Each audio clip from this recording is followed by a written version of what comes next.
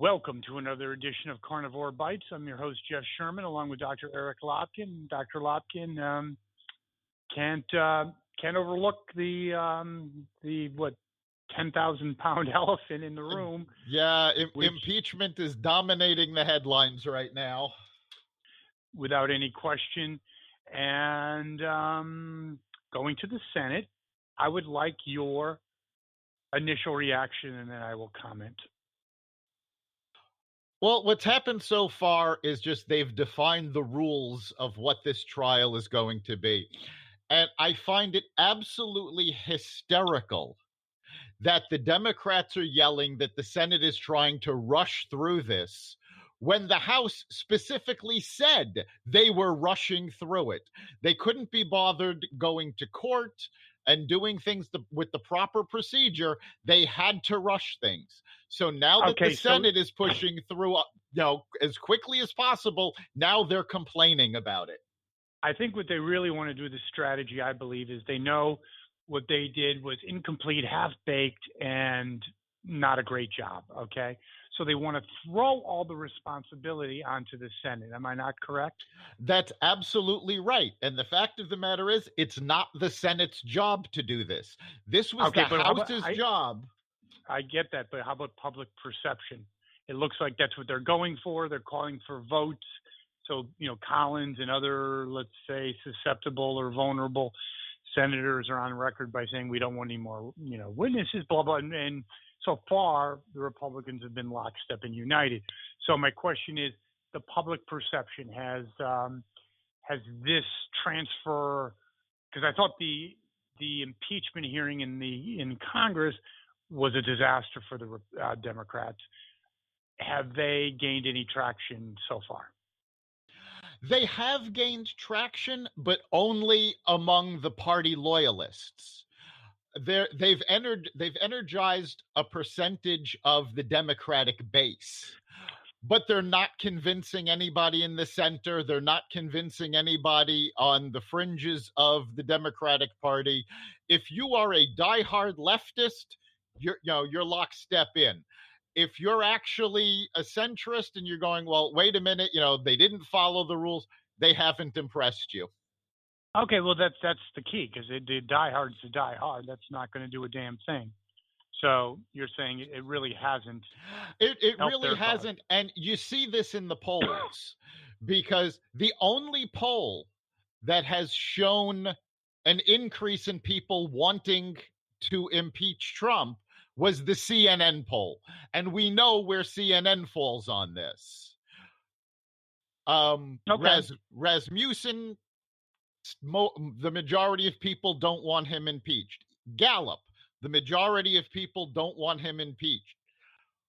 Any of the polling organizations that at least try to stay neutral, I mean, they don't do a great job of it because of their methodology, but that's not because of their motive. But any of the polls that are essentially trying to stay neutral still have Trump gaining in popularity. Okay, that's interesting. Okay, so you think it has failed? It really has. And I think part of it is, at this point, it's just become such a farce. I have spoken to so many Democrats who at this point assume that Trump is going to be found not guilty and not taken out of office. And they're also assuming that he's going to win a second term. They're just resigned to that already. Interesting. And again, these are, to be fair, these are much more centrist Democrats. These are not the left wing of the party. And it really is a shame what's going on, because go ahead. I'm sorry. Within the Democratic Party, there has become such a split between the party. I don't know how I should phrase this. The party elders, let's put it that way, that are lockstep trying to get Biden to get the nomination. And then you have the leftist wackos who are trying to get Bernie or Warren to get the nomination.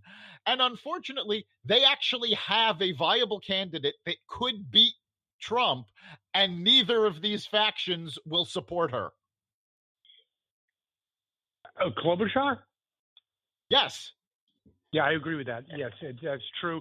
I think one thing I thought about this a lot, Dr. Lopkin, and I believe it's a fallacy, so-called moderate Democrats. I think you look at even Biden. Okay, what are you supposed to be moderate? Whatever. He his really bad strategy, but he's flip flopped on everything. I don't know, like people in the oil industry could be arrested. Really. Definitely left of center to uber left of center. I think my point is that I believe the so-called there is no such thing as moderate Democrat. Look at Pelosi. I know she was always liberal, but she went ahead with an impeachment. She knew it wasn't the right thing because the inmates have taken over the asylum. The inmates have taken over the asylum, but there are still moderate Democrats. What we're seeing with the Democratic Party now, especially with Biden and Pelosi, where they shift over to the left, is because this is who comes out in the primaries. You're seeing the same thing with Biden that you saw when McCain ran, and he shifted to the right to be able to win the Republican primary. Okay, I agree. That's always been true, but the Democratic Party, Green New Deal, other things, global warming, we're going to die in 5 years. Right, but you'll notice that none of that. All right, but remember, even though the Democrats have the majority in the House, and they could have passed all sorts of ridiculous things, they haven't, because the left wing of the party, while they control the primary, they don't actually control the House. There are still moderate Democrats.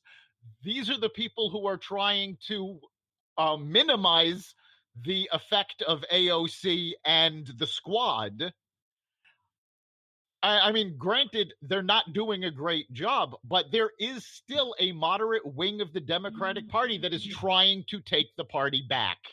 It is fading fast, my friend. So it's a kind of, I know it's very early. It's the first real day.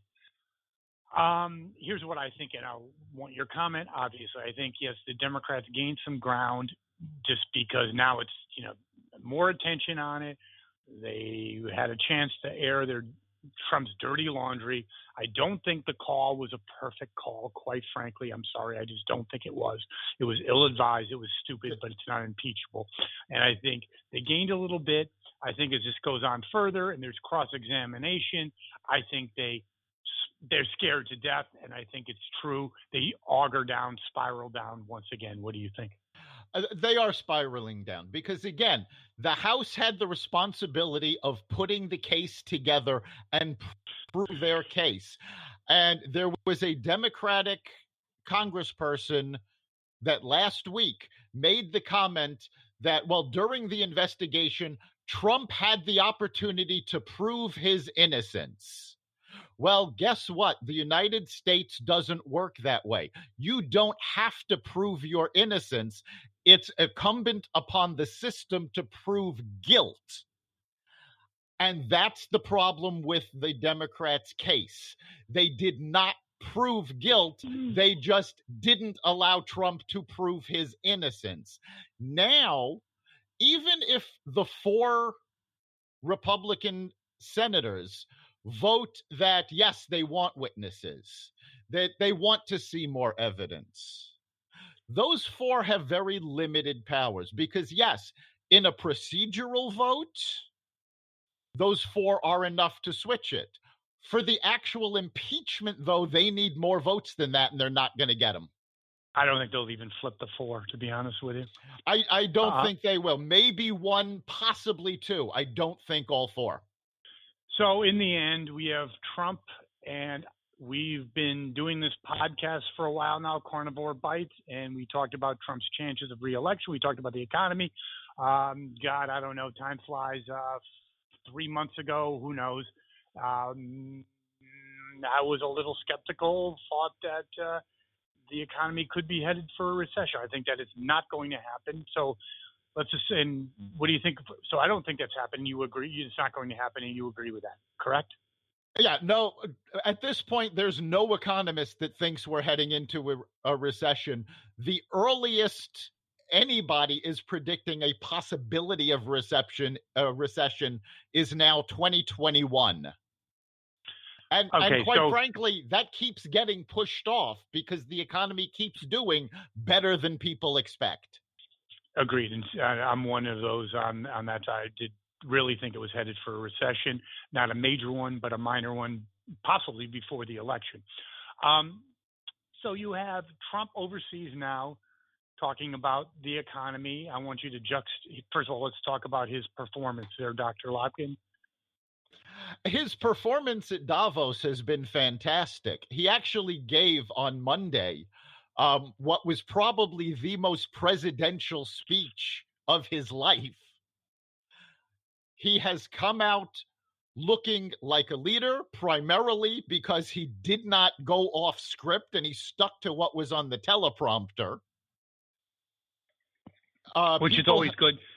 Yeah, people have criticized him because he's getting into a little bit of a pissing match with, and I forget her name, the 17-year-old kid who's pushing about climate change. Yes.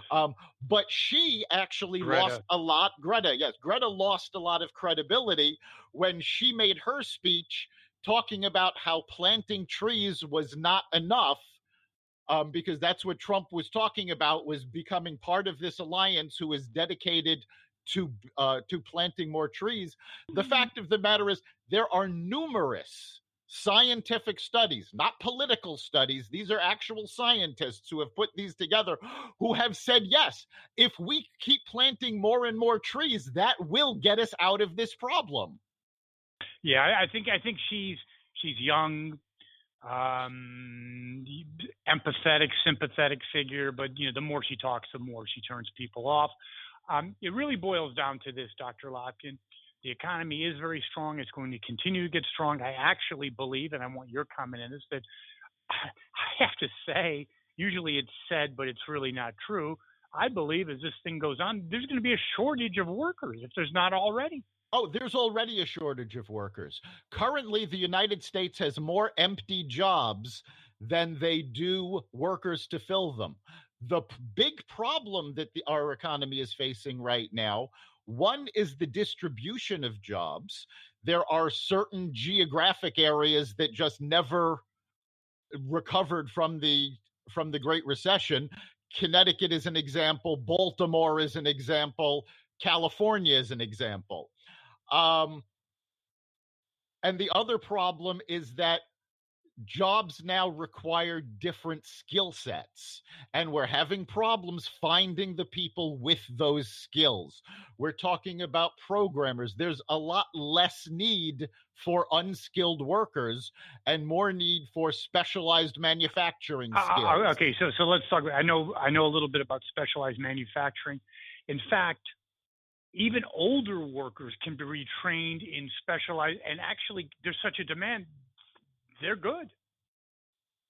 Oh yeah, if you are retrained, and there are now programs at community colleges, so students can take these at very little cost to get trained in these specialized skills, and they can walk out of a community college with an associate's degree and a job paying high 5 figures, and if you put in a little overtime, you can actually be hitting 6 figures already. I have to be honest with you. We've gone a little bit on a side, but it's still very interesting and important. We've talked about this at other occasions. Some of these programs and opportunities, you really scratch your head about a 4-year degree. I mean, if I was young, I don't know, Dr. Lopkin. What do I really want to do? Become a marketing executive at the whim of anyone that says, I don't like the way you part your hair, fired, downturn, downsizing, age